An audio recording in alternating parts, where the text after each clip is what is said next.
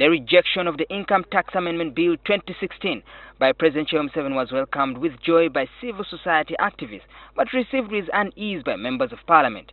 The argument that the President needed to have considered their plight and not fall to the misleading agitation by civil society activists who claim that MPs don't pay taxes. This is a breakdown of what legislators are paid and what they remit as taxes to government. Each MP is paid a gross salary of 11,180,000, which attracts 40% tax of pay as you earn, translating into 3,374,000 shillings per month.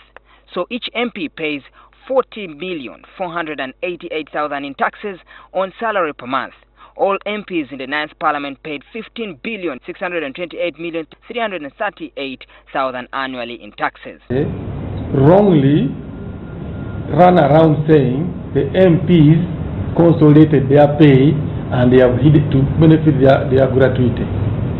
What was consolidated was the 2.6, which was initially the basic pay plus the subsistence allowance. MPs are also paid gratuity every year. Like other public servants, these public servants who are not in the mainstream civil service, they get their gratuity after every 1 year. And that gratuity is taxed. For the MPs, it is the same story.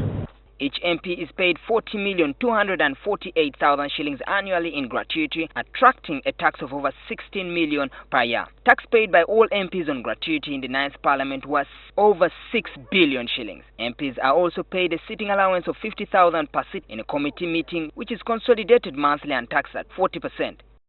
But the controversy is around what MPs are paid as mileage and town runnings allowances, as well as constituency facilitation and the contribution for a motor vehicle purchase, which has not been taxed. A few weeks ago, MPs passed the Income Tax Amendment Bill 2016 to insulate themselves from taxes on this money, which they don't consider as income to individual MPs.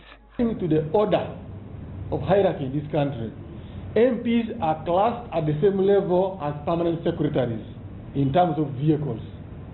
So if you are to facilitate an MP, you need to buy him a vehicle equivalent to the one that one secretary drives, equivalent to the one the PS Finance drives.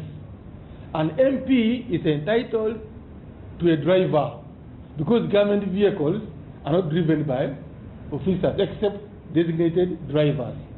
Parliament and government agreed that it was going to be very expensive because of the number of MPs in the first place and the economy. The government agreed to give them a vehicle grant to each MP to buy their vehicle. They use it for 5 years. The vehicle becomes theirs. Maurice Ocho, NTV.